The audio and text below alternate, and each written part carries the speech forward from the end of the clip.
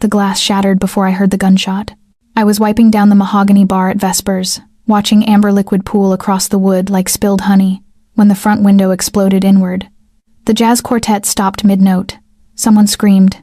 My body moved on instinct, dropping below the counter as more shots punched through the air, deliberate, calculated, not the wild spray of amateurs. My heart slammed against my ribs. The smell of gunpowder mixed with expensive cologne, and the sweet rot of fear sweat. Nobody fucking move. The voice cut through the chaos like a blade through silk. Deep, controlled, familiar in a way that made my stomach twist even though I'd never heard it before. I pressed my spine against the lower cabinets, glass crunching under my knees, and tried to remember how to breathe. Through the gap between bottles, I could see polished black shoes moving across the floor. 3 sets.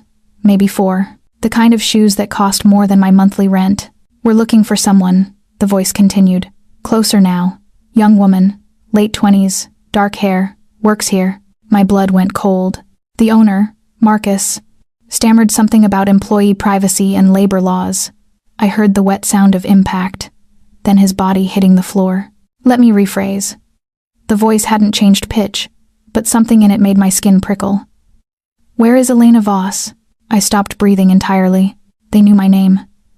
These men with their expensive shoes and casual violence knew exactly who I was. I'd been a bartender at Vespers for 3 years. I mixed drinks, smiled politely, memorized regulars' orders, and went home alone to my studio apartment in Bed-Stuy. I didn't have enemies. I didn't have secrets. The most dangerous thing I'd done recently was argue with my landlord about the broken radiator. So why were armed men looking for me? The storage room, someone whispered. I recognized Tasha's voice, thin with terror. She went to get more bitters. Through the back, footsteps moved toward the hallway that led to the storeroom and kitchen. My pulse thundered in my ears. The storeroom had one exit, the loading dock, that opened onto an alley that dead-ended at a brick wall. I'd used it 100 times for cigarette breaks I didn't actually take, just to escape the noise and touch cool night air. There was no escape that way. I shifted slightly, muscles cramping, and my elbow knocked against a bottle. The sound was small, just glass against glass, but in the terrible silence, it echoed like a bell. The footsteps stopped. Check behind the bar. I closed my eyes, pressed my palm against my mouth to muffle my breathing. The cabinet smelled like lemon oil and old wood. My uniform, black pants, white shirt, stupid clip-on bow tie was soaked with sweat. The footsteps approached. Stopped directly on the other side of the counter. I was going to die on my knees in broken glass, and I didn't even know why. Then sirens. Distant but growing closer. Multiple vehicles. The kind of response that meant someone had called 911 before the music stopped. A pause. Muttered curses in what might have been Italian or Russian. Then that voice again, sharp with command. Move. Now. The expensive shoes retreated. I heard the back door crash open, then silence, except for distant crying and the approaching sirens. I stayed frozen behind the bar for another 30 seconds. My legs had gone numb. When I finally convinced myself to move, I had to pull glass fragments from my knees. Blood spotted my pants, small wounds, nothing serious, but my hands shook so badly I could barely stand. Elena? Marcus's voice, thick and pained. Jesus Christ, are you hurt? I emerged from behind the bar like something crawling from a grave. The club looked like a war zone, overturned tables, shattered glass everywhere. The beautiful stained glass window that had given Vespers its name now, just jagged teeth around an empty frame. The quartet's piano had bullet holes in it. Marcus held a bar towel to his bleeding nose. Tasha sat on the floor, mascara streaking her face. The customers, maybe 20 people who'd come for Thursday jazz night, were clustered near the walls, shell-shocked. I don't understand, I whispered. Why were they looking for me? Marcus opened his mouth, then closed it as police flooded through the shattered window. The next 2 hours blurred together. Questions I couldn't answer, statements I couldn't give, a detective with kind eyes and coffee breath asking if I had enemies, ex-boyfriends with criminal records, gambling debts, drug connections. No. I was nobody. I served drinks. I went home. I read books and watched cooking shows and lived the quietest life imaginable. Someone thinks you saw something, the detective finally said. Or heard something. Or you have something they want. But I didn't. They kept me until almost 2 a.m, then released me with a card and instructions to call if I remembered anything else. A patrol car offered to drive me home. I accepted because the alternative was the subway, and I couldn't stop shaking. My apartment building looked the same as always. Brick facade tagged with graffiti, broken intercom, the smell of someone cooking curry on the 3rd floor. The patrol officer waited until I was inside before driving away. I climbed 4 flights of stairs on legs that felt like water, fumbled with my keys. The hallway fluorescent buzzed and flickered, casting seizure-inducing shadows. I got my door open and stepped inside, reaching for the light switch, and a hand clamped over my mouth. I tried to scream, but the sound died against a palm that smelled like mint and gunpowder. An arm wrapped around my waist, iron hard, lifting me off my feet as the door clicked shut behind us. "Don't," that voice said directly into my ear. The same voice from the club. "Don't scream, don't fight, don't run. I'm not here to hurt you." I bit his hand. He didn't even flinch, just tightened his grip and carried me deeper into my own apartment. My living room was dark except for the streetlight filtering through thin curtains. He deposited me on my second-hand couch and stepped back, but stayed between me and the door. "Light," he said. My fingers found the table lamp. Clicked it on. The man standing in my living room looked nothing like I'd imagined. I'd pictured someone older, scarred, obviously violent. Instead, I saw someone, maybe 35, with dark hair that fell slightly over his forehead and a face that belonged on Mediterranean billboards. Sharp jaw, straight nose, eyes the color of smoke, watching me with an intensity that made my skin burn.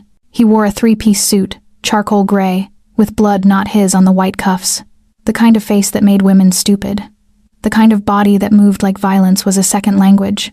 "My name is Dante Rossi," he said. "And as of tonight, Elena, you're mine." I laughed. It was the wrong response. I knew it was the wrong response the moment the sound left my throat, but fear and exhaustion had stripped away my filter. The laugh came out high and slightly hysterical. "I'm what?" Dante Rossi didn't move, didn't smile, just watched me with those smoke-colored eyes like I was a problem he was calculating how to solve. "You witnessed something 3 nights ago," he said. "You don't remember it, but they think you do, which means they'll keep coming until they're certain you can't talk." My laugh died. "I don't know what you're talking about." Tuesday night. Around 11. A man came into Vespers, sat at the end of the bar. Ordered Macallan, neat. You served him. I served 50 people a night. How was I supposed to? Wait. Tuesday. Late shift. Slow night because of the rain. And yes, there'd been a man at the end of the bar. Middle-aged, expensive watch, face I'd forgotten the moment he left. He sat there for 20 minutes, Dante continued. Then someone else arrived. They spoke. "You were close enough to hear." I shook my head. "I don't remember any conversation. They killed him yesterday morning. Threw his body in the East River with his tongue cut out." Dante tilted his head slightly. The tongue was a message.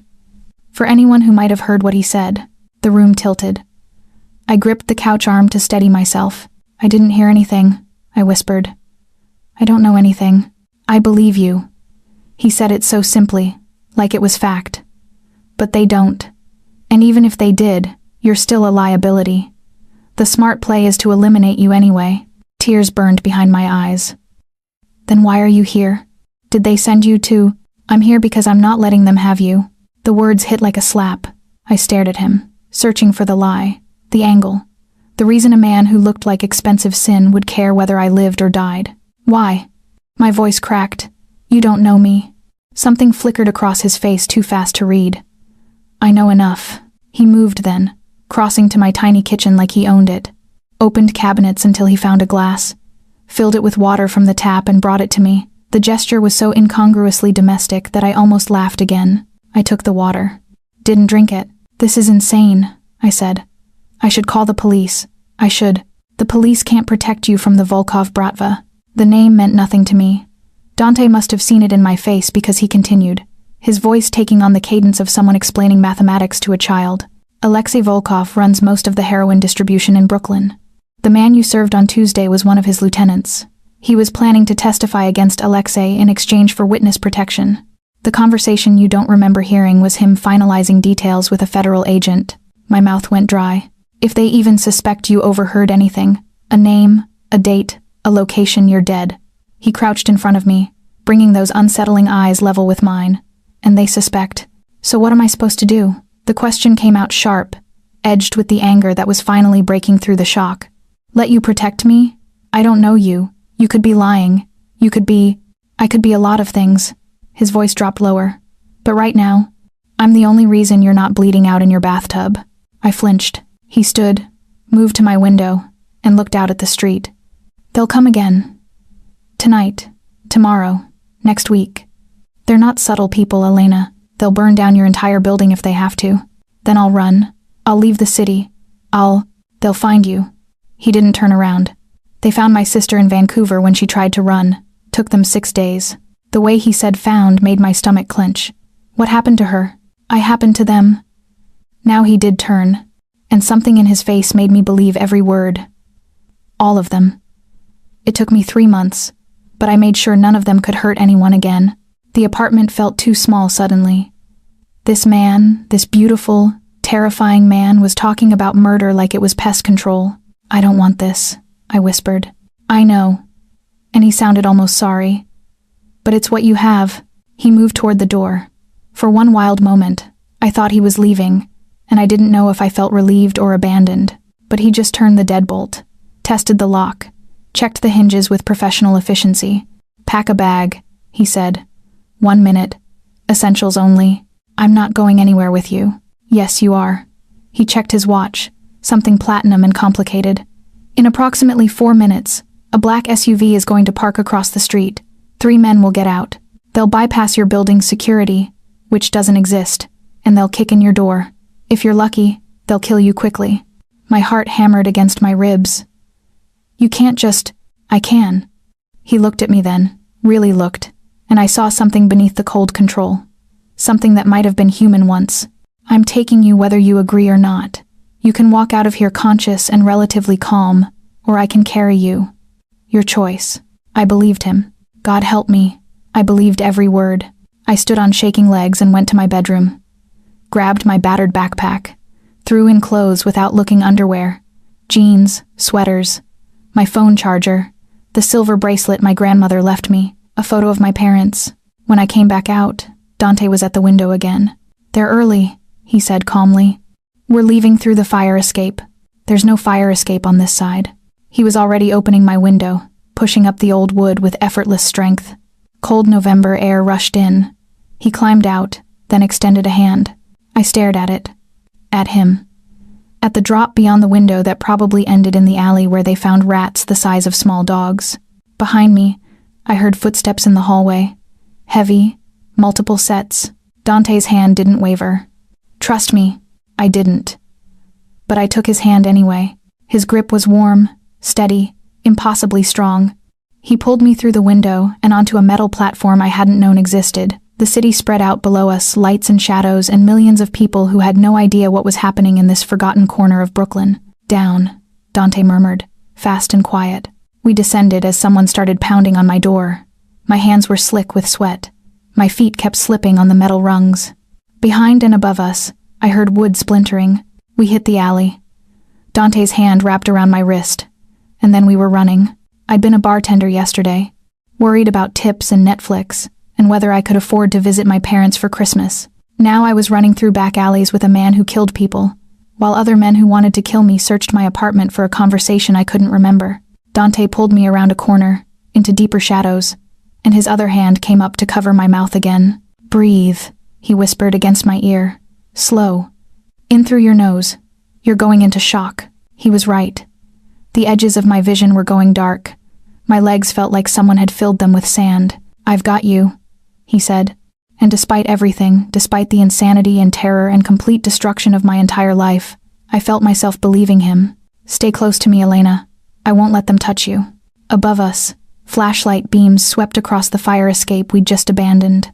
The car was waiting 3 blocks away, a black Mercedes with tinted windows and an engine that purred like a satisfied cat.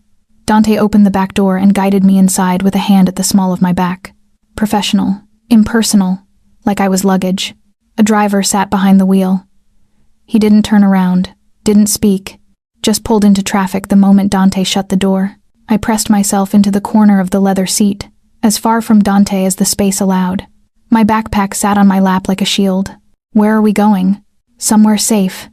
Dante pulled out his phone, fingers moving across the screen with practiced ease. Somewhere they won't find you. And then what? I just live there? Forever? He glanced up. Even in the dim interior, his eyes caught the passing streetlights. Until I deal with the Volkov problem. 2 weeks. Maybe 3. Deal with it how? His smile was a blade. How do you think? I looked away, out the window. We were heading toward Manhattan, crossing the bridge as the city skyline cut geometric shapes against the purple-black sky. I should have felt something: fear, anger, resignation. Instead, I just felt numb. Did you know? The question came out small. About the conversation. What that man said to the federal agent. No. But you knew enough to find me. I know how Alexei thinks. I know the kind of loose ends he ties off.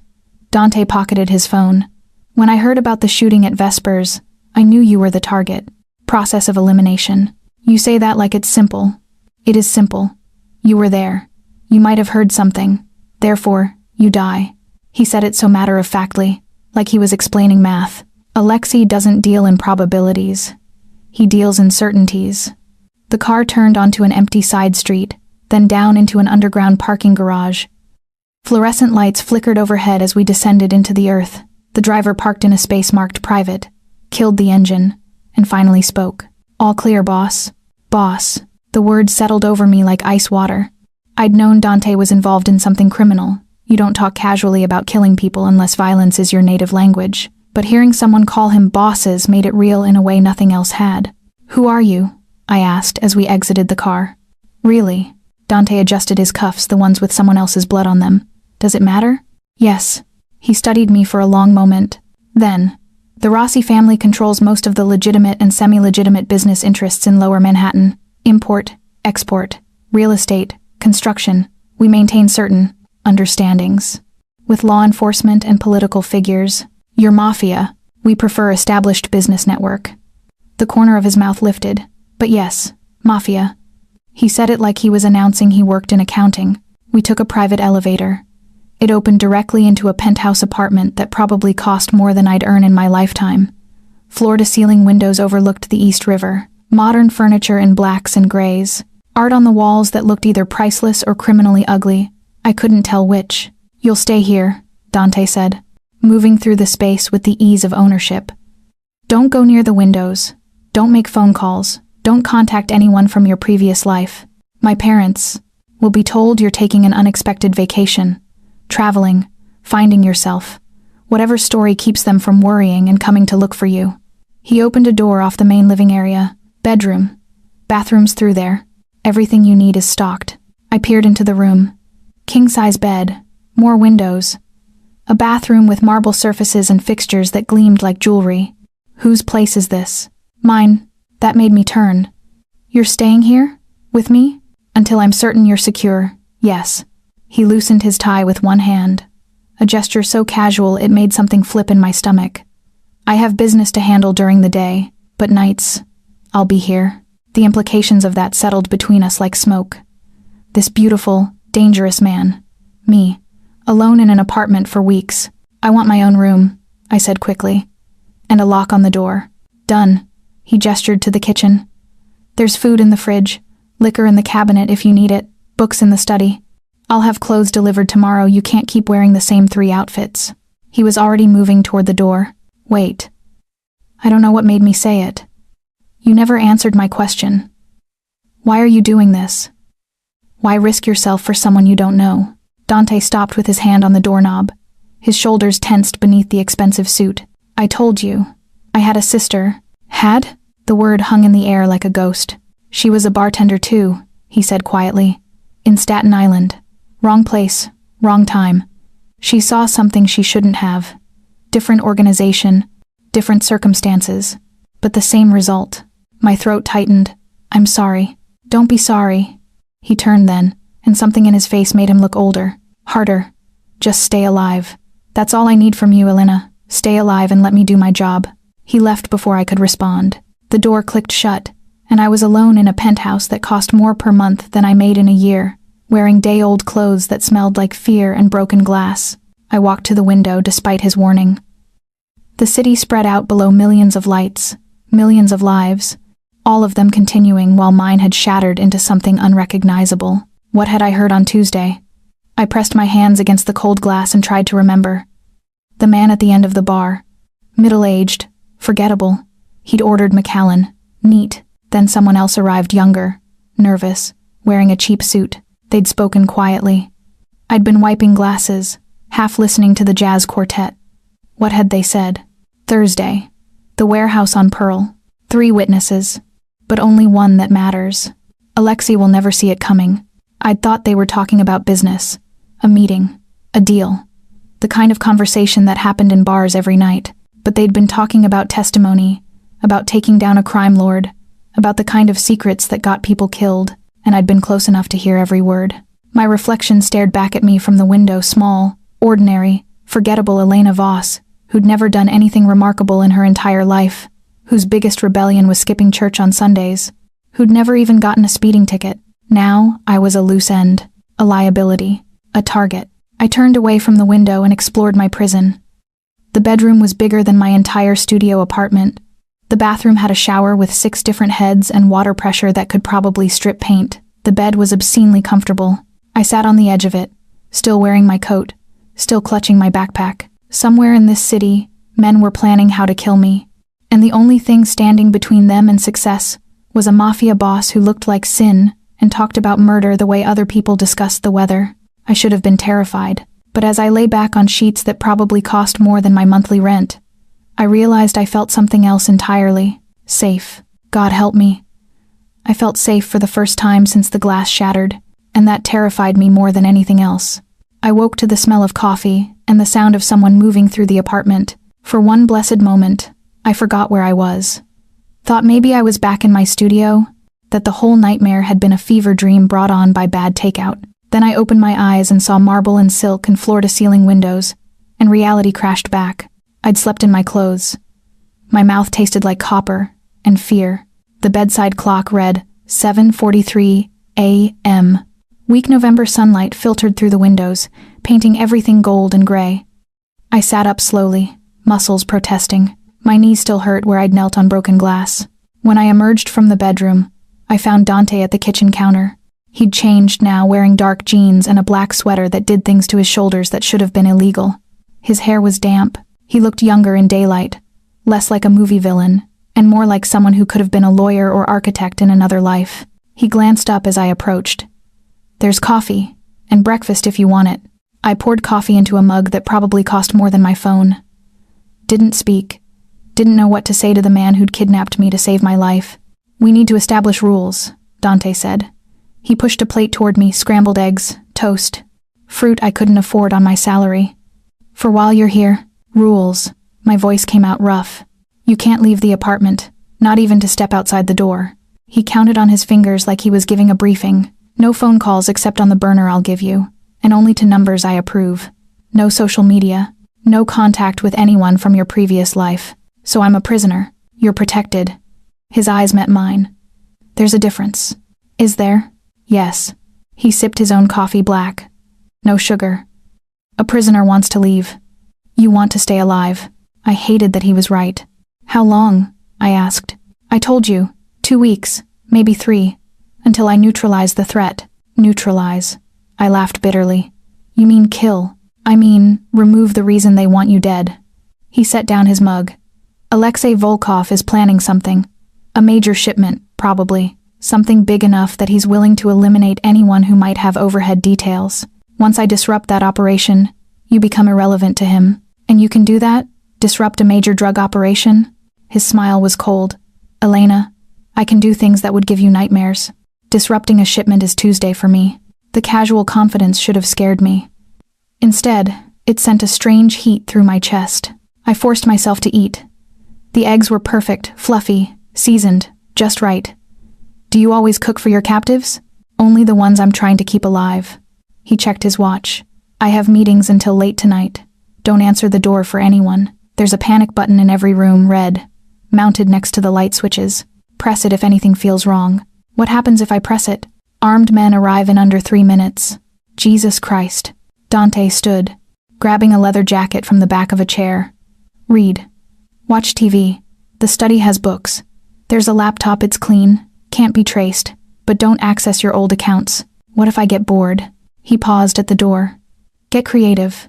Then he was gone, and I was alone again. The first day crawled by like a wounded animal. I explored the apartment, found the study he'd mentioned, floor-to-ceiling bookshelves filled with everything from philosophy to thrillers, a desk with a laptop and charging cables, windows that overlooked the river. I found the panic buttons. Tested one, just pressing it lightly, not hard enough to trigger it. Wondered what kind of armed men would arrive. How many? Whether they'd look like Dante, beautiful and brutal, or like something out of a gangster movie. I showered for 40 minutes, using products that smelled like bergamot and cedar. Found clothes in the bedroom closet, women's clothes, different sizes, like he'd prepared for this. The thought should have creeped me out. Instead, it made me wonder how many other women he'd hidden here. By afternoon, I was pacing. The apartment was huge by New York standards, probably 2,000 square feet, but it still felt like a cage.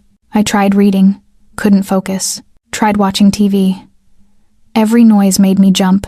Tried cooking something from the obscenely well-stocked fridge, but I had no appetite. By 6 p.m., I was staring out the windows at the city lights flickering on across the river, wondering if my parents had called my apartment yet, if Marcus had closed Vespers or tried to reopen, if Tasha was okay, if anyone even noticed I was gone. The door opened at 9:47 p.m. I jumped, heart slamming into my throat, before I recognized Dante's silhouette. He looked tired, and there was blood on his knuckles. "You're hurt," I said before I could stop myself. He glanced at his hands like he'd forgotten about the blood. Not mine. I should have left it alone. Should have gone back to my bedroom and locked the door. Instead, I heard myself say, "Let me clean that." Dante's eyebrows rose slightly. "You don't have to." "I know."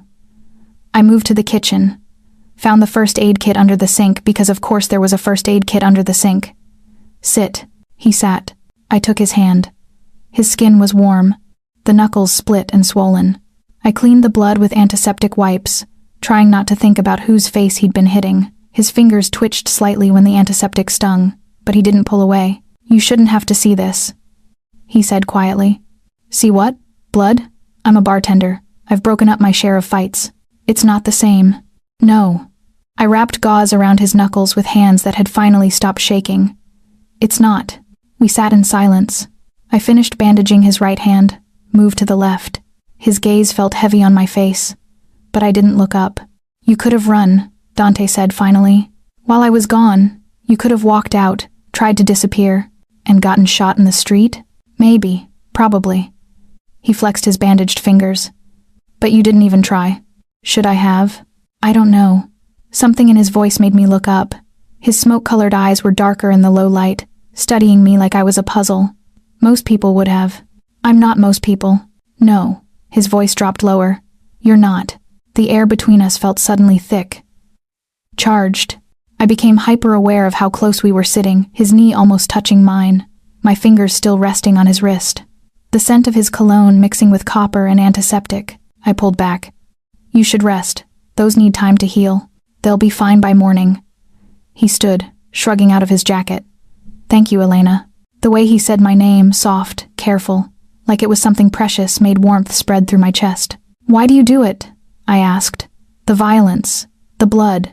You're clearly educated, intelligent. You could do anything. Why choose this?" Dante looked at me for a long moment. "Because the world is full of men like Alexei Volkov. Men who take and hurt and destroy without consequence. Someone has to stop them. You're not a hero." "No."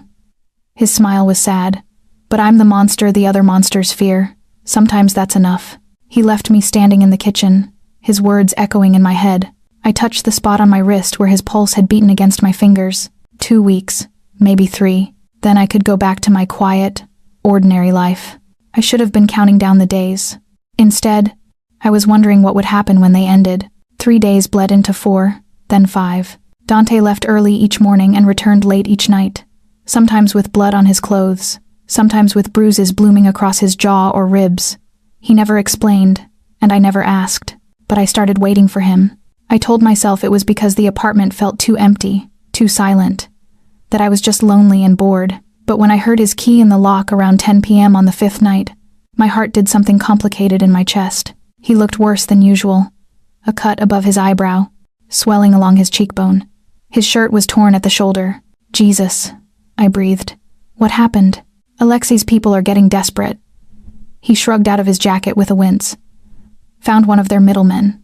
Had a conversation.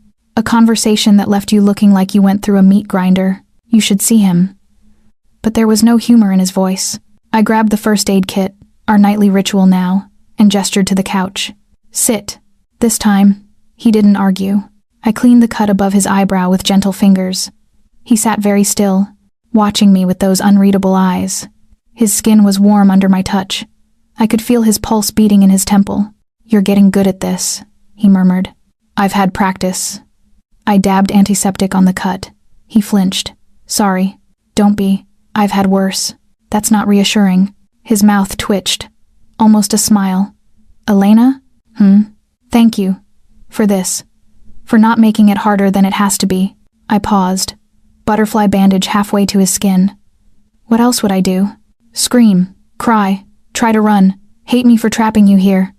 His hand came up, catching my wrist. Not restraining, just touching. Most people would hate me. Do you want me to hate you? It would be easier. The words hung between us like smoke. His thumb traced small circles on the inside of my wrist, right over my pulse point. My breath caught. Easier for who? I whispered. Dante's eyes darkened. His grip tightened fractionally. Elena. The window exploded inward. I didn't have time to scream. Dante's body slammed into mine, taking us both to the floor as glass rained down. His weight pressed me into the carpet, his hand cradling my head, protecting me from the debris. Gunshots. 3. 4. Punching through the space where we'd been sitting, then silence.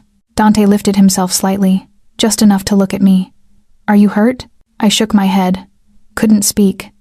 My ears were ringing. He rolled off me, pulled a gun from somewhere at his back, when had he been carrying a gun, and moved toward the shattered window in a crouch. Stay down, he ordered. I pressed myself against the floor, heart hammering so hard I thought it might crack my ribs. Cold air poured through the broken window. Glass glittered everywhere like deadly snow. Dante looked out, gun raised, then cursed viciously in Italian. They're gone. Sniper, probably 2 buildings over. He turned back to me, and his face was carved from stone. We need to move. Now. But you said... I was wrong. He grabbed my arm, pulling me to my feet. Glass crunched under our shoes. They found you faster than I expected. We can't stay here. Where? Somewhere more secure. Somewhere they'd never think to look. He was already moving through the apartment, grabbing his jacket, a black bag I'd never seen before. Take only what you need. 30 seconds. I ran to the bedroom on shaking legs. Grabbed my backpack. My grandmother's bracelet. A sweater. My hands were shaking so badly I could barely close the zipper. When I came back out, Dante was at the door, gun still in hand. Stay behind me. Don't run. Don't make noise. His eyes met mine. And Elena, if I tell you to do something, you do it immediately. Understand? I nodded. We took the stairs instead of the elevator. 17 flights. My legs burned by the time we hit the parking garage. The Mercedes was gone instead. There was a nondescript Honda that looked like every other car in New York. Different vehicle every time, Dante explained as we got in. They were probably tracking the Mercedes. He drove like he did everything else with absolute control and zero hesitation. We wove through streets I didn't recognize, doubled back twice, went through a tunnel that took us to Queens. Where are we going? I finally asked. Somewhere Alexei would never look. 20 minutes later, we pulled up outside a small townhouse in Astoria. Narrow brick facade, window boxes with dead plants. Completely unremarkable. Dante killed the engine. My mother's house. I stared at him. Your mother's... She's in Italy for the winter. Has been for the past 3 years. This place sits empty, except for a cleaning service that comes once a month. He grabbed the black bag.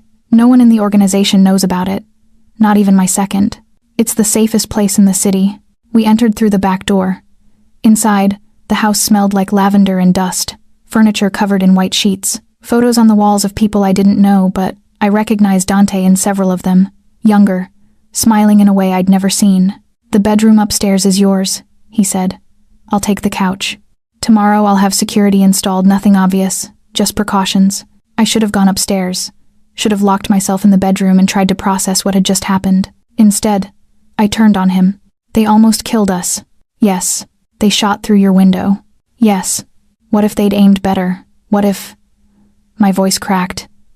You could have died, because of me. Dante set down the bag. moved toward me with that predatory grace. I wasn't going to let that happen. You can't know that. You can't. He cupped my face with both hands. The gesture was so unexpected, so gentle compared to everything else about him, that I froze. Listen to me, he said, voice low and intense. I have been protecting people from monsters my entire adult life. I have faced down Bratva enforcers, Yakuza assassins, cartel sicarios. I have walked into situations where I should have died a dozen different ways, and I'm still here. You know why? I shook my head mutely. Because I'm very, very good at keeping people alive when other people want them dead. His thumbs brushed my cheekbones. They're not going to touch you, Elena. Not while I'm breathing. Why do you even care? The question burst out of me. Your sister, I'm sorry about what happened to her. Truly. But I'm not her. I'm just some random bartender who heard something she shouldn't have. Why risk your life for that? Something flickered in his eyes. Something that looked almost like pain. Because you deserve to live, he said simply. Because you serve drinks and smile at strangers and live a quiet life. And men like Alexei don't get to take that away from you. Because if I let them win, if I let them kill one more innocent person, then I'm no better than they are. His hands were still on my face. I could feel his pulse in his fingertips. And because, he continued, voice dropping to almost a whisper, looking at you doesn't hurt. And not much in this world can claim that anymore. I stopped breathing. We stood there in his mother's dusty living room, surrounded by covered furniture and old photos, and something shifted between us like continental plates moving beneath the earth. Dante, I whispered. Go to bed, Elena. He dropped his hands, stepped back. Before I do something we'll both regret. I went, but I didn't sleep. I woke to the sound of Dante's voice. It was barely dawn gray, light filtering through unfamiliar curtains. I sat up in the bed that had once been his mother's, listening. He was in the kitchen below, speaking rapid Italian. His tone was sharp, controlled, but I caught the edge of violence underneath. I crept to the top of the stairs, still wearing the t-shirt and borrowed sweatpants I'd slept in. Don't care what it takes. Find where they're staging. I want locations, personnel, everything. A pause. No authorities. This is family business. Family business, the Mafia kind. I should have gone back to bed, given him privacy. But instead, I descended the stairs slowly, avoiding the creaky third step. Dante stood at the kitchen counter, phone pressed to his ear, wearing only jeans and a white undershirt that revealed the full extent of the bruising across his ribs, mottled, purple, and yellow. It looked agonizing. His eyes flicked to me. He said something else in Italian, then ended the call. Sorry, I said. Didn't mean to interrupt. You didn't. He set the phone down. Coffee? It became our morning ritual, coffee in his mother's kitchen, while the city woke up around us. He made it strong, the Italian way. I drank it with too much milk, and he never commented. Do you always work this early? I asked. I don't really sleep anymore. He said it casually, like it was just a fact. Haven't in years. Since your sister? His jaw tightened. Among other things, I wanted to ask more. Wanted to understand the man who'd upended my entire life to save it. But his phone buzzed again, a text this time. He glanced at it, frowned. I need to go out for a few hours. Meeting with one of my informants. He drained his coffee. Don't open the door. Don't go outside. There's food in the fridge, books in the living room. Same rules as before. Dante. He paused, halfway to the stairs. Be careful, I finished. Something in his expression softened. Always am. He left. I spent the morning exploring the townhouse more thoroughly. Found photo albums in the living room, Dante as a child, gap-toothed and smiling. Dante as a teenager, already tall, already beautiful. Dante in his 20s with a girl who had his eyes and his smile. His sister. Had to be. I studied her face. She looked happy in these photos, alive in a way that people in pictures often aren't. I wondered if Dante had any photos of her anymore, or if they were all here in this house he never visited. By afternoon, I was restless. I did push-ups in the bedroom, organized the kitchen cabinets, reread the same page of a thriller 3 times without absorbing a word. Dante came back at 6, and I knew immediately something was wrong. He was too still, too controlled. The kind of stillness that preceded violence. What happened? I asked. I found where they're keeping the shipment. He moved to the kitchen, poured himself scotch from a bottle under the sink, drank it neat. Warehouse in Red Hook, heavily guarded. They're moving it tomorrow night. That's good news, right? You can disrupt it. Make me irrelevant to them. It's complicated. He poured more scotch. The shipment is bigger than I thought, and there's a federal task force planning to raid it the same night.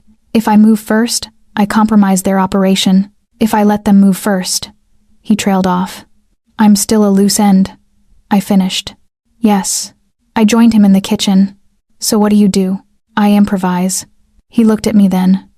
Really looked. And something in his eyes made my stomach flip. Elena, if this goes wrong tomorrow, don't.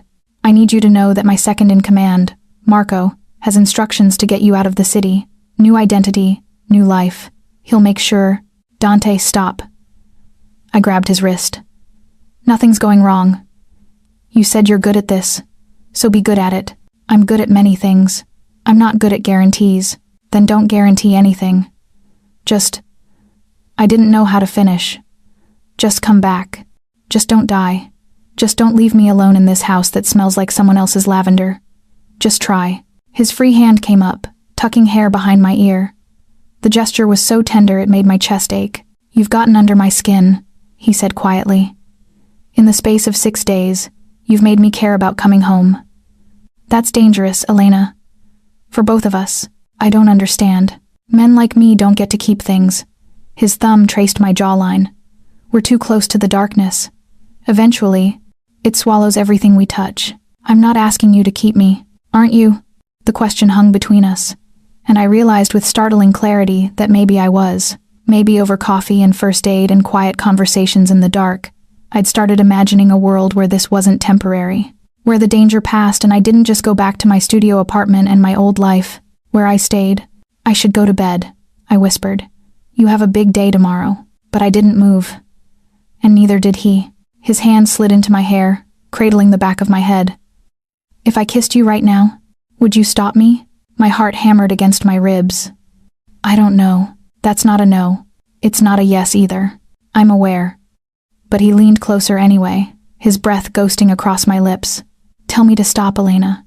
Tell me this is wrong and stupid, and we both know better. It is wrong and stupid, and we both know better. I know. His forehead touched mine. But I'm going to kiss you anyway. And if you want me to stop, you need to say it now. I didn't say it. His mouth found mine soft at first, questioning. I answered by gripping his shirt, pulling him closer. He made a sound low in his throat, and the kiss deepened, turning hungry. He tasted like scotch, and danger, and bad decisions. His hands were in my hair, on my waist, burning through the thin fabric of my borrowed clothes. I'd been kissed before, clumsy fumbles after dates, drunken mistakes in college, but nothing like this. Nothing that felt like falling and flying at the same time. When we finally broke apart, we were both breathing hard. That was, I started. A mistake, he finished. But he didn't let go. Probably, definitely. His thumb brushed my swollen lips. I'm going to get you killed if I'm not careful. You're literally keeping me alive, and becoming your biggest liability in the process. He stepped back, ran a hand through his hair. This can't happen again, Elena. Not until you're safe. Not until... I know. I did. I understood the logic, but it didn't stop the ache in my chest. Tomorrow night, he said. After I handle the warehouse. After you're not in danger anymore. Then we can... talk. About this. About what happens next. What if there is no next? His eyes went dark. There will be. I'll make sure of it. He left me standing in the kitchen, my lips still tingling, my heart doing acrobatics. Tomorrow night. One more day. Then either I'd be free, or I'd be dead. Or Dante would be the one who didn't come home. I touched my mouth where his had been. Please come home, I thought. Please don't make me figure out how to live in a world where you don't exist. But I didn't say it out loud. Some confessions were too dangerous, even in the darkness. Dante left at dusk. He wore all black tactical pants, long-sleeved shirt, boots designed for silence. His gun was holstered at his hip, and he carried a second black bag I'd learned not to ask about. Marco will be here in an hour, he said at the door. He's bringing dinner and staying until I get back. Don't argue. I wasn't going to. The idea of being alone in this house while Dante walked into a warehouse full of armed men made my stomach clench. Be smart, I said instead. Come back. He cupped my face with one hand, his new favorite gesture. Count on it. Then he was gone, and I was left with nothing but silence and terrible imagination. Marco arrived exactly 60 minutes later. He was shorter than Dante, stockier, with graying temples and kind eyes that didn't match his scarred knuckles. He brought Thai food and set it on the kitchen table like we were about to have a normal dinner. "Dante says you're handling this well," Marco said, serving pad thai onto paper plates. "I'm handling this terrified. That's handling it well." He pushed a plate toward me. "Most people fall apart. You're still functional. That counts for something." I picked at the noodles. "How long have you known him?" 15 years. Since he was barely more than a kid trying to prove himself to his father. Marco's expression softened. "He's a good man. Elena, I know what he does doesn't look like goodness, but he draws lines, has rules, won't cross certain boundaries, even when it would be easier." "Like what?" "Never hurts civilians, never touches kids, never lets his people traffic in anything that preys on the desperate. No hard drugs in poor neighborhoods, no prostitution, no loan sharking. The Rossi family has always been different that way." He met my eyes. "That's why other organizations hate him. He makes them look bad by comparison." I thought about Dante's hands, how gently they'd touched my face, how viciously they'd been split and bleeding. Two sides of the same person. "He told me about his sister," I said quietly. Marco's jaw tightened. "Lucia, that was her name. Sweet girl. Too sweet for this world." He set down his fork. "When they found her, Dante changed, became harder, colder, more efficient. He built walls so high even the people who loved him couldn't climb them. But he's protecting me. Why? What makes me different? You'll have to ask him that yourself." But Marco smiled slightly. "Though I have my theories." We ate in silence. I couldn't taste anything.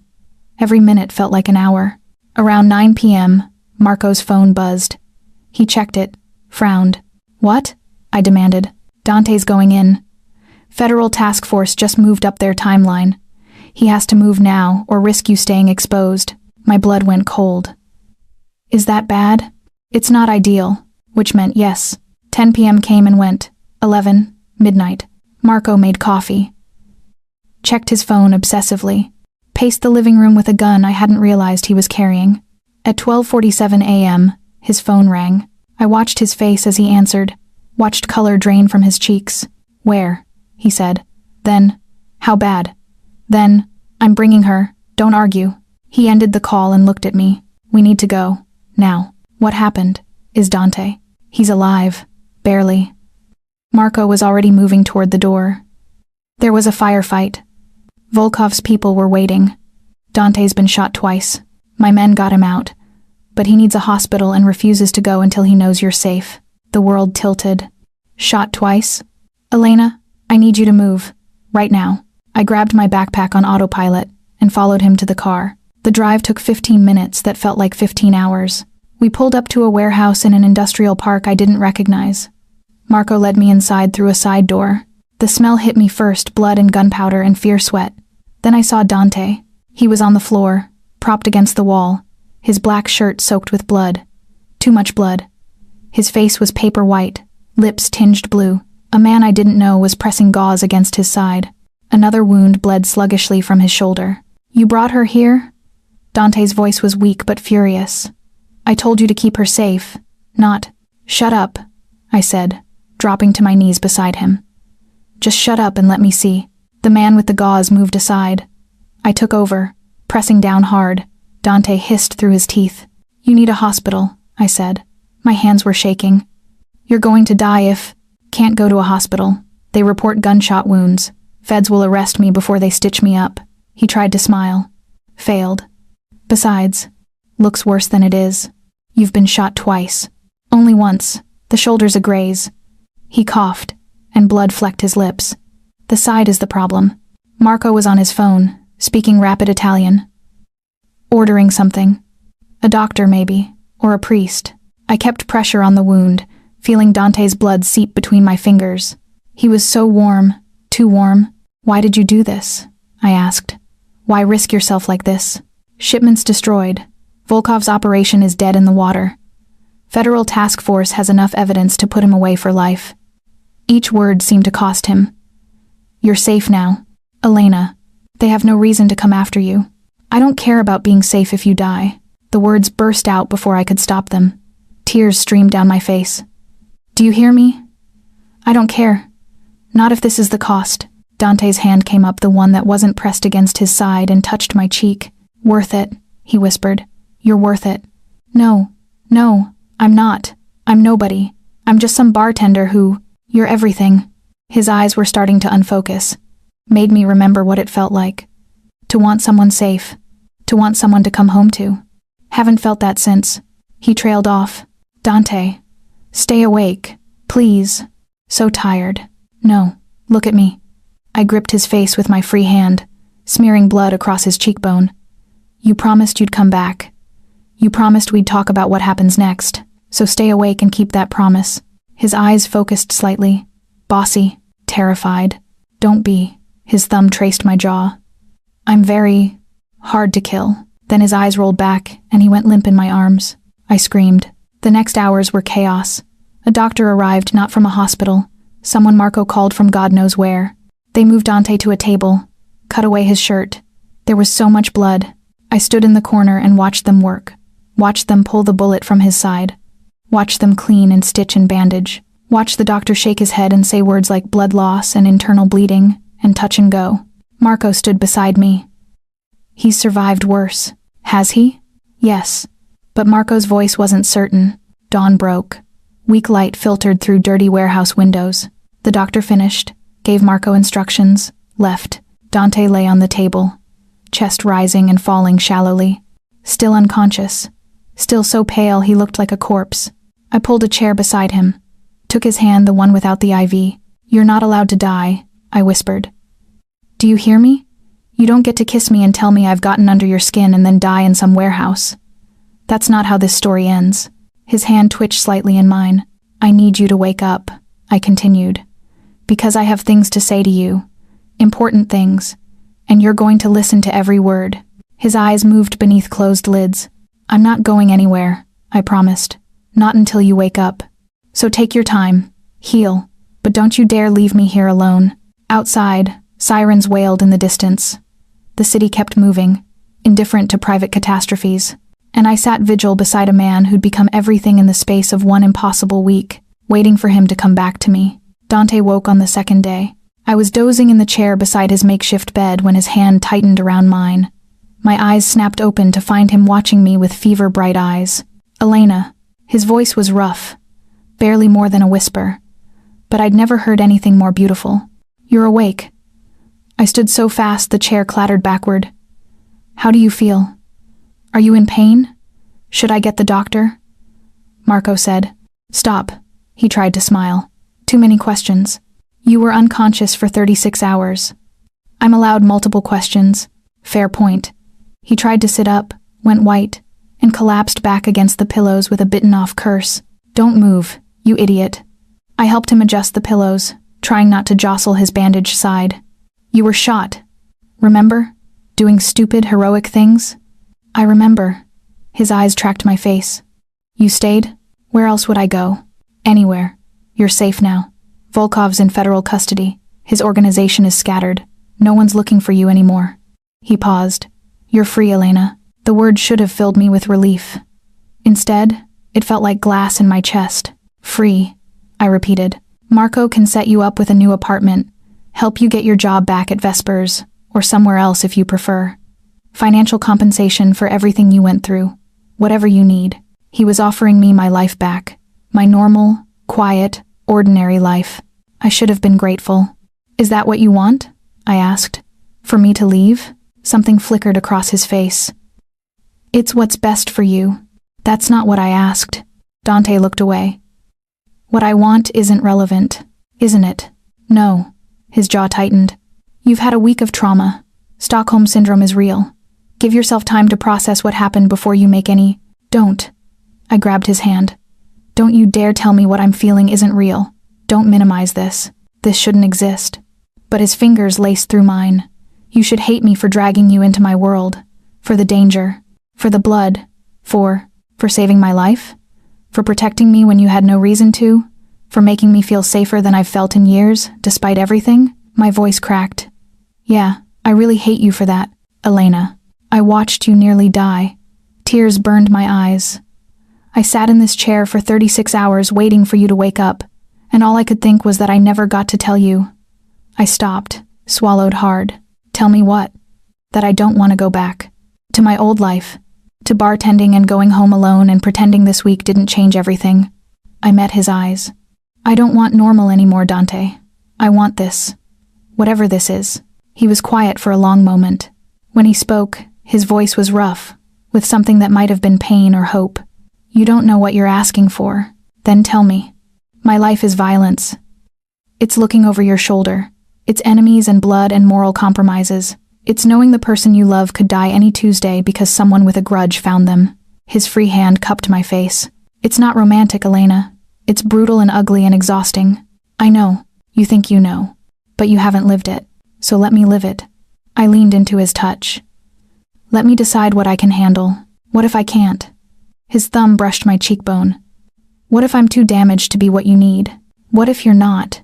We stayed like that, his hand on my face, mine gripping his while the warehouse settled around us. Outside, I could hear Marco's men moving around. Normal sounds in an abnormal life. If you stay, Dante said finally, things have to change. I can't have you living in fear.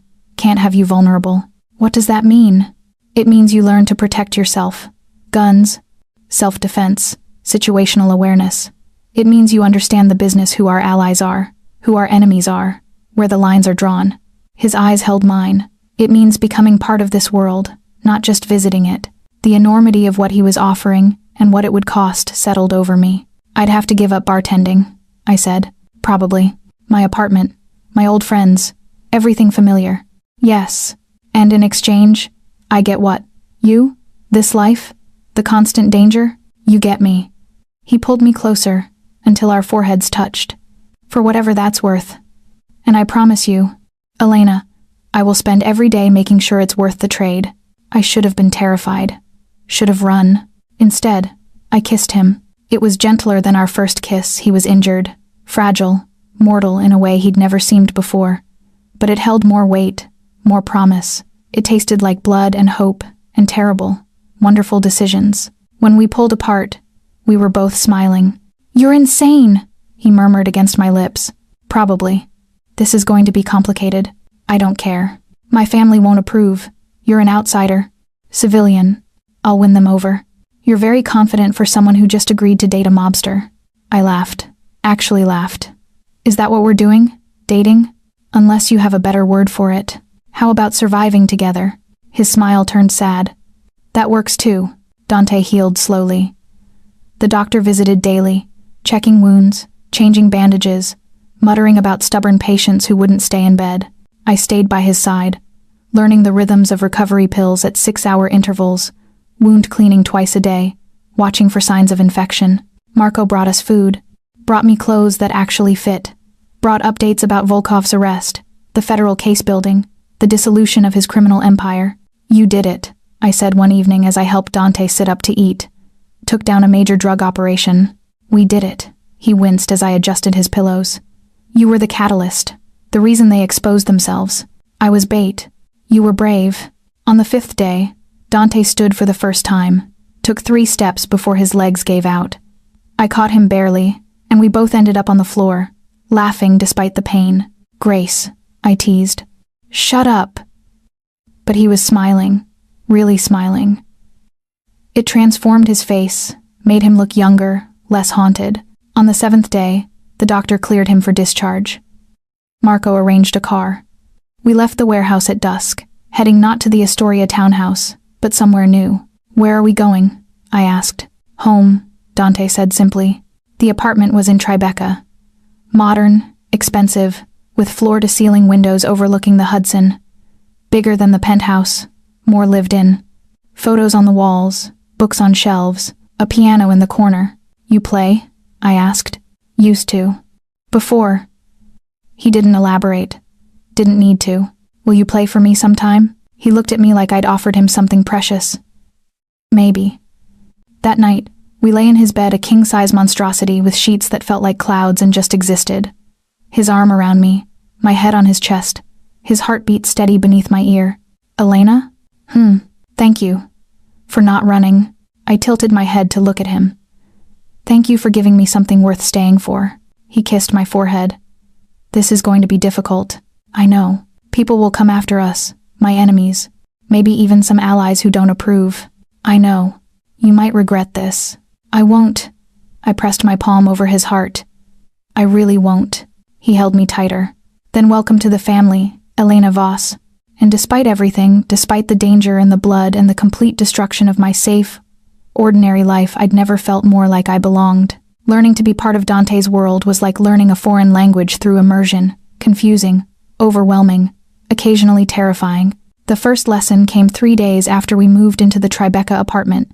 Marco arrived at 7 a.m. with a woman named Sophia, early 40s, ex-military, with eyes that could cut glass. She's your self-defense instructor, Dante explained. 2 hours every morning until you can handle yourself in a fight. I'm a bartender, I protested. I've never hit anyone in my life. Sophia smiled. It wasn't friendly. By the time I'm done with you, that won't be a problem. She was right. The first week left me covered in bruises. I learned how to break holds, strike vulnerable points, use an attacker's momentum against them. Learned that fear could be a weapon if you channeled it correctly. Dante watched sometimes, leaning against the doorframe of the room we'd converted into a gym. His side was still healing, but he moved better each day, the color returning to his face. You're getting good, he said after I successfully flipped Sophia onto the mat. I'm getting desperate not to be a liability, I corrected. You were never a liability, but I wanted to be more than just someone he protected. I wanted to be someone who could stand beside him. The second lesson was weapons training. A gun range in Queens, run by one of Marco's cousins. The noise alone made my ears ring despite the protection. But I learned to load, aim, fire. Learned to break down a Glock and reassemble it in under a minute. Learned that shooting someone in real life was nothing like the movies, messier, louder, more permanent. I don't know if I could actually use this, I admitted to Dante one night. On a person. I hope you never have to. He took the gun from my hands, secured it in the safe beside the bed. But if it's your life or theirs, I want you to choose yours. Every time. The third lesson was the business itself. Dante took me to meetings, sometimes in restaurants, sometimes in the backs of legitimate businesses, once in a church basement that made me deeply uncomfortable. The Rossi family operates differently than most organizations, he explained as we drove to a sit-down with a union representative. We don't deal in human suffering. No prostitution, no hard drugs, no predatory loans. We control legitimate businesses, with questionable origins, and maintain order in neighborhoods the police have abandoned. That sounds like a justification. It is. He didn't look away from the road. But it's also true. The world isn't black and white, Elena. Sometimes the best option is dark gray. I met his lieutenants. Marco, I already knew. Then came Vincent, late 20s, too pretty for his own good, handled collections. Angela, 40-something, cold as ice, ran their money laundering through a chain of restaurants. Dom, 60, grandfatherly, oversaw dock operations where most of their legitimate import business flowed. They assessed me like I was a business investment, which, I supposed, I was. She doesn't look like much, Vincent said during dinner at one of Angela's restaurants. I'm right here, I said. Good. That means you heard me. He leaned forward. The boss hasn't brought a woman to family business in 15 years. Not since Vincent. Dante's voice was soft but lethal. Careful. Vincent held up his hands. Just saying. People are going to test her. Want to make sure she can handle it. I can handle it, I said. Can you? Angela swirled wine in her glass. Can you watch someone get hurt, really hurt, and not run to the police? Can you keep secrets that could put you in prison? Can you accept that the man you're sleeping with has killed people and will kill again? The table went silent. I looked at Dante. His face was carved from stone, but I saw tension in his shoulders. This mattered to him whether I'd pass this test. I watched armed men shoot through a window trying to kill me, I said, meeting Angela's eyes. I watched Dante nearly bleed out on a warehouse floor. I've spent the last 3 weeks learning to fight, to shoot, to see threats everywhere I look. So yes, Angela, I can handle it. Because the alternative is going back to a life where I'm safe and comfortable and completely alone. And I've learned that safety isn't worth much if you're empty inside. Angela smiled. Actually smiled. She'll do. The rest of the dinner was easier. They asked me about my family, working class, my father a mechanic, my mother a teacher, my education community college. Dropped out after 2 years because I couldn't afford to continue. My life before Dante, quiet, small, forgettable. Good, Marco said. Means you haven't made enemies, haven't left trails. You're a blank slate. Lucky me, I said dryly. Dante's hand found mine under the table. Squeezed gently. 4 weeks after the warehouse, Dante took me to meet his mother. We flew to Naples. First class. Dante barely fit in the seat even with extra legroom. He'd healed well, moved without hesitation now, though I sometimes caught him rubbing his side when he thought I wasn't looking. His mother lived in a villa overlooking the bay. White stone, terracotta roof, gardens that probably required a full-time staff. She was smaller than I expected, barely 5 feet tall, with silver hair and Dante's smoke-colored eyes. Mama, Dante said, kissing both her cheeks. This is Elena. She studied me like she was reading a book. Then, in accented but perfect English, you're the bartender my son almost died for. Yes, ma'am. Call me Isabella. She took my hand. Come, we'll have lunch. You'll tell me how you convinced my stubborn son to let someone into his life after all these years. Lunch lasted 3 hours. Isabella asked questions about my family, my interests, my intentions. She was kind but relentless. I felt like I was being interviewed for a position I hadn't applied for. He's been alone too long, she said as we walked through her gardens afterward. Dante had been called away for a phone call business that couldn't wait. After Lucia died, he closed himself off, became the job, forgot how to be human. I'm sorry about your daughter. So am I. Her eyes were sad. But I'm grateful someone reminded my son that life is worth living, even dangerous lives. That evening, as we prepared to fly back to New York, Dante's mother pulled me aside. Love him gently, she said. He's stronger than anyone I know, but he's also more fragile than he pretends. Don't break him, Elena. I'll do my best. She squeezed my hand. That's all any of us can do. Back in New York, fall turned to winter. The city transformed, cold and bright and beautiful. I trained every morning with Sophia, attended meetings with Dante, learned the rhythm of his life, and slowly, I became part of it. Not Elena Voss, former bartender, but Elena Rossi, not technically married, but the name stuck anyway. Dante's woman, his partner. Someone people whispered about in the same breath as his name. Are you happy? Dante asked one night as we lay in bed, the city glittering beyond the windows. I thought about it. About what I'd lost, my quiet life, my anonymity, my illusions about safety. About what I'd gained, purpose, belonging, him. Yes, I said. Are you? His arm tightened around me. More than I have any right to be. Good. I pressed a kiss to his chest, right over his heart. Then let's keep it that way. Outside, snow began to fall. The first of the season, covering the city in white, making it new again, making everything possible. The threat came in late January. I'd been with Dante for 3 months. 3 months of training, of meetings, of learning to navigate his world. 3 months of falling asleep in his arms and waking up grateful to still be alive. Then Vincent called at 3 a.m., his voice sharp with urgency. We have a problem. Dante was out of bed before I fully woke. He took the call in the living room, speaking rapid Italian. When he came back, his face was stone. What's wrong? I asked. Volkov's nephew. He's out of prison, and he's coming for revenge. My blood went cold. I thought Alexei's organization was finished. Most of it. But family is different. Family doesn't let go. Dante sat on the edge of the bed, head in his hands. Dmitry Volkov, 28, ruthless, smart. He blames me for his uncle's arrest. Blames you for existing. So what do we do? I do something about it. You stay safe. Dante. No. He looked at me then, and I saw fear in his eyes. Real fear. I won't lose you, Elena. Not after everything. Then don't leave me behind. Let me help. This isn't self-defense training. This is war. Then show me how to fight a war. He stared at me for a long moment. Then, okay. The next week was preparation. Marco's men fortified the apartment, bulletproof windows, reinforced doors, security systems that cost more than most people's cars. Dante moved me to a different location every night, hotels, safe houses, once to Vincent's apartment while Vincent stayed elsewhere. I carried a gun everywhere, kept it in my purse, within reach, safety off. Sophia drilled me until I could react without thinking. Someone comes at you from behind, what do? Turn into the attack, strike the throat, run if possible, fight if necessary. Dante coordinated with his lieutenants. They tracked Dimitri's movements. He'd entered the country illegally, had 3 men with him, was armed and patient. Not rushing, planning. He'll wait for the perfect moment, Dante said during one strategy session. Maximum impact. He wants me to suffer before I die, which means he's targeting you first. The words should have terrified me.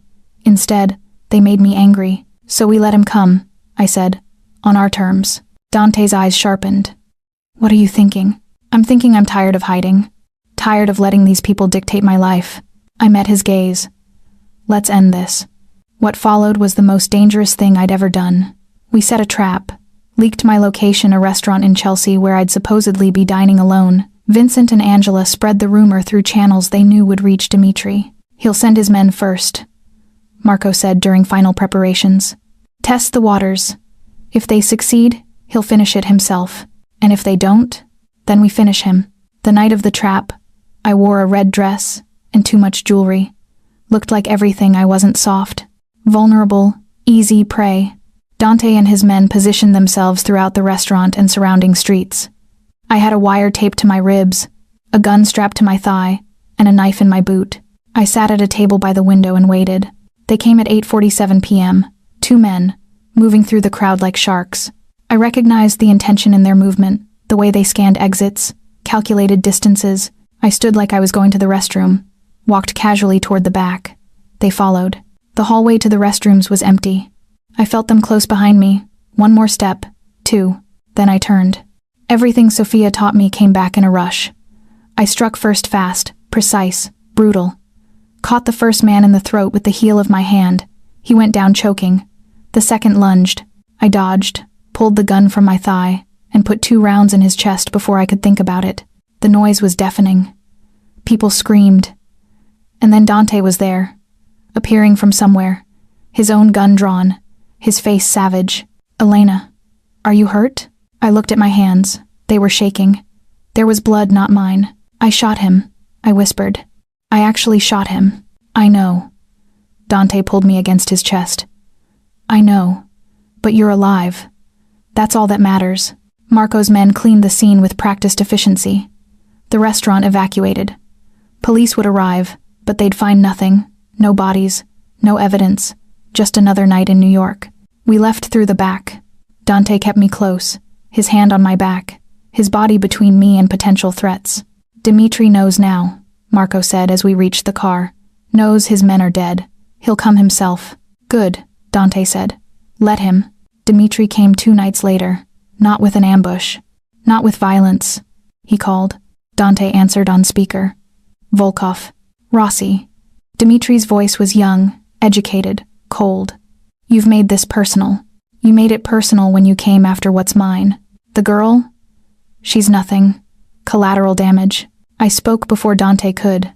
I have a name, and I'm not yours to dismiss. Silence on the other end. Then laughter. She has fire. I can see why you keep her. What do you want? Dante's voice was lethal. A trade. You for her.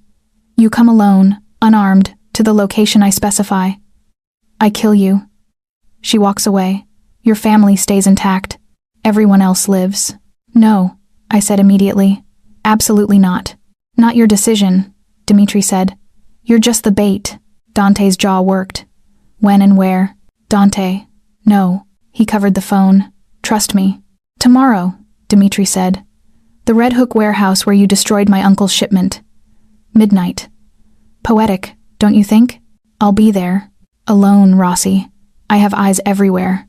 If I see anyone else, she dies first. The line went dead. I grabbed Dante's arm. You're not doing this. It's suicide. It's the only way to end it.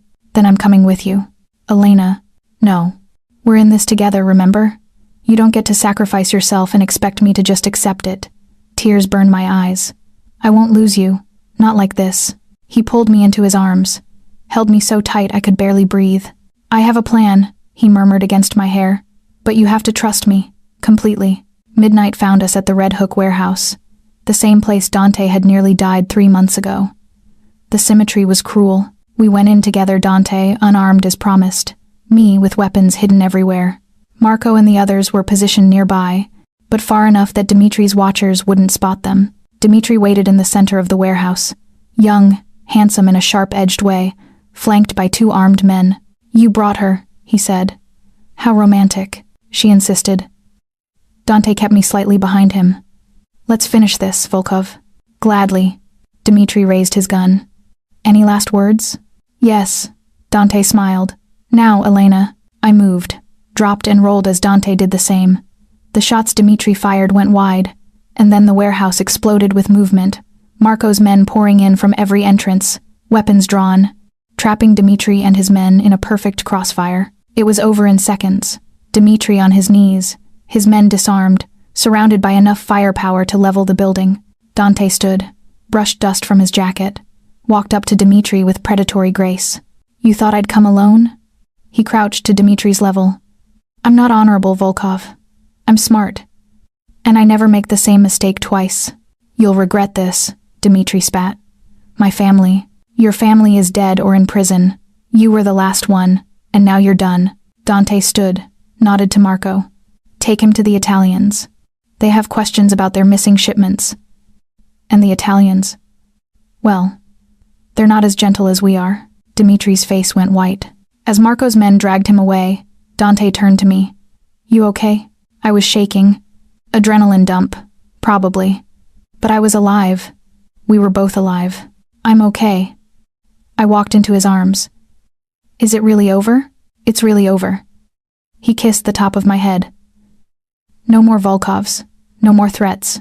Just us." "Just us," I echoed. We left the warehouse as dawn broke over the East River. The city was waking up commuters and coffee shops and normal people living normal lives. We weren't normal. Probably never would be. But as Dante's hand found mine, fingers lacing together, I realized I wouldn't have it any other way.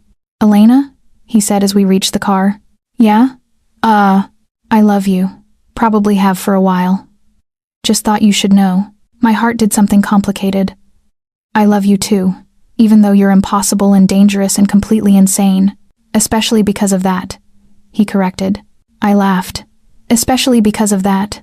We drove back to Tribeca as the city turned gold with morning light. Back to the apartment that had become home. Back to a life I'd never imagined but couldn't imagine leaving. Because safety was an illusion, normal was boring, and love, real love, was worth every dangerous, beautiful, terrifying moment.